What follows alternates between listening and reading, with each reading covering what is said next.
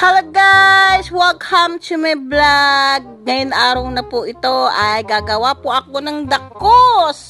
Wow! Yung kamatis, iwain ko ng maliliit. Tapos i-blender ko siya, tsaka ako lulutuin.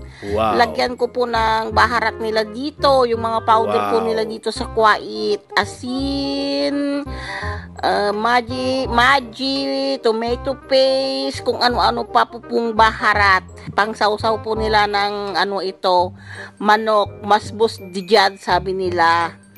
Kaya kayo kung mayroong mura ang kamatis dyan sa Pinas, ganito po yung gagawin nyo yung kamatis nyo. I-blender nyo po siya. Tapos isupot, lagay nyo po sa supot na maliliit. Pag magluto kayo, magpakbit kayo, pwede nyo gamitin, wag nyo tatapon. Sayang yung kamatis. Magmura dyan.